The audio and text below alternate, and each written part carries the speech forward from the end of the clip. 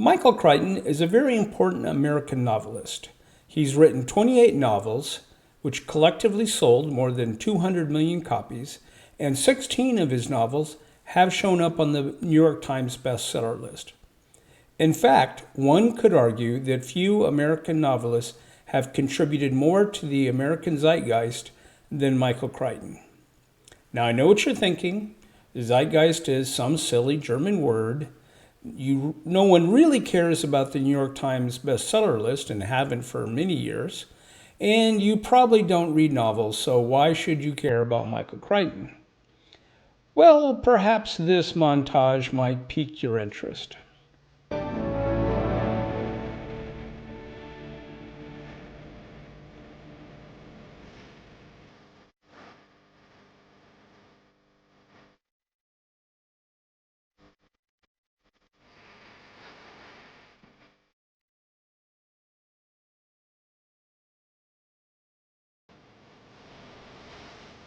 You had my curiosity, but now you have my attention.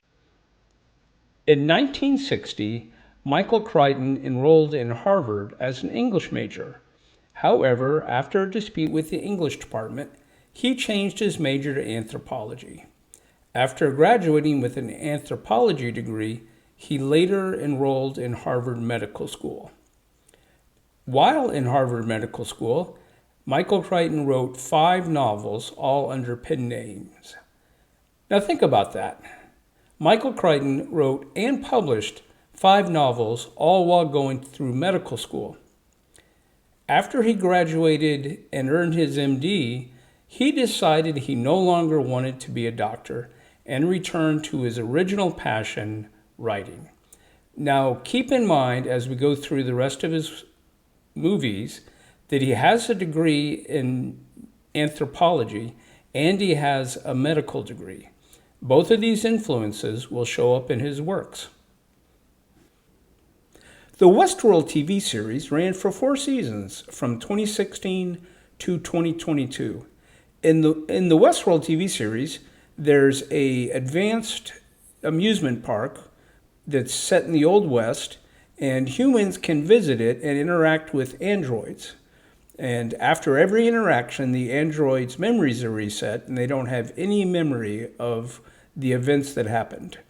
This series explores the intersection between artificial intelligence and human desire.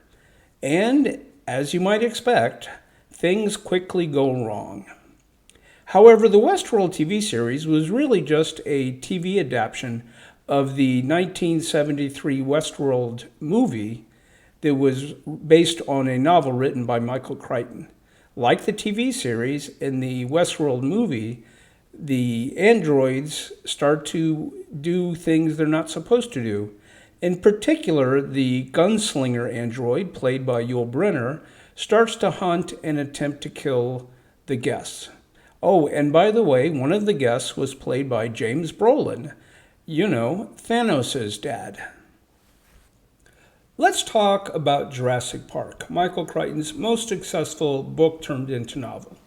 He wrote the original novel, Jurassic Park, in 1990, and it was made into a movie in 1993 by Steven Spielberg. Jurassic Park went on to become the highest grossing movie to date.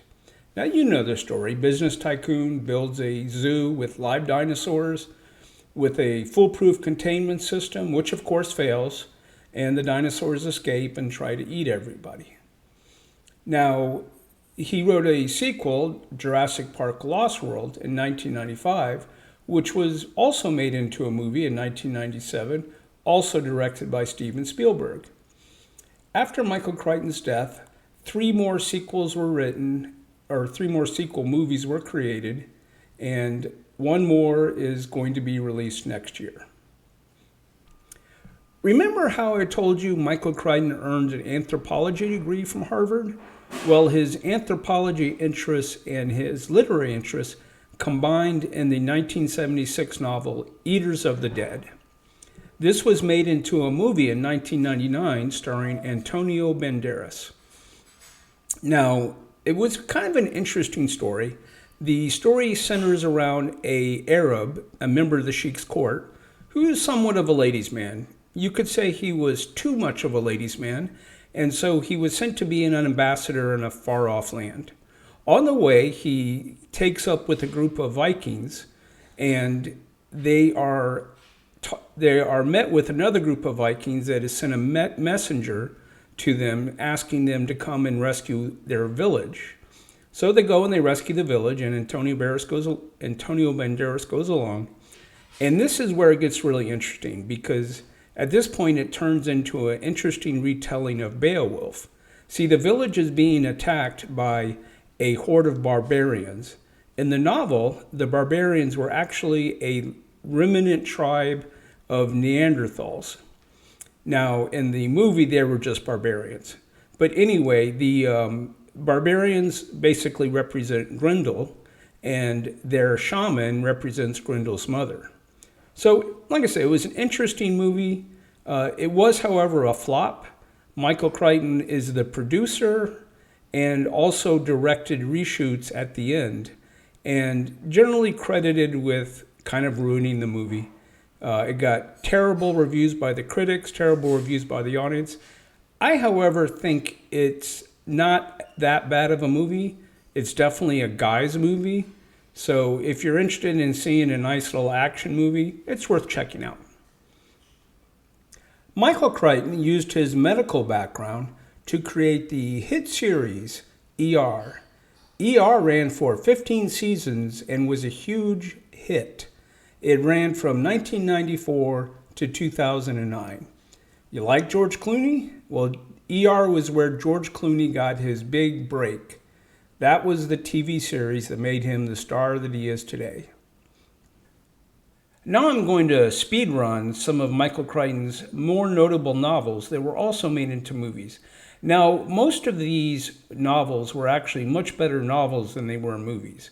But we'll start with 1993 Rising Sun with Sean Connery and Wesley Snipes as detectives investigating a murder, and this story centers around what used to be known as Japan Incorporated. Next, we have Disclosure, which came out in 1994. It starred Michael Douglas and Demi Moore in a corporate power play in a virtual reality company that had a sexual harassment storyline. Congo, which came out in 1995, starred Laura Linney, Tim Curry, and Ernie Hudson.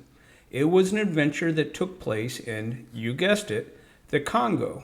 It also involved hybrid gorilla, chimpanzee, human crossbreeds.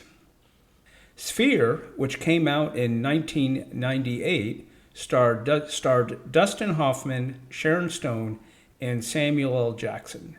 In this movie, a mysterious sphere is discovered under 300 years of coral growth deep in the ocean. And finally, Timeline, which came out in 2003, starring Paul Walker and Gerard Butler in a time-traveling adventure. Sadly, Michael Crichton lost the battle against cancer in 2008. However, 4 of his novels were published posthumously, 4 movies based on his works were released after his passing, and 2 more movies are scheduled for release next year. Now, I said earlier in this video that there was a theme that ran through all of his techno thrillers. I'm going to use the words of Blue Oyster Cult from their hit song Godzilla to let you in on it. History shows again and again how nature points out the folly of man. That was the theme that ran through a lot of Michael Crichton's works. Well, thank you for sticking with me this long. If you liked this video, please hit the like button. And if you would like to see more of this kind of content, please hit subscribe. It really helps me out. Thank you. Good night.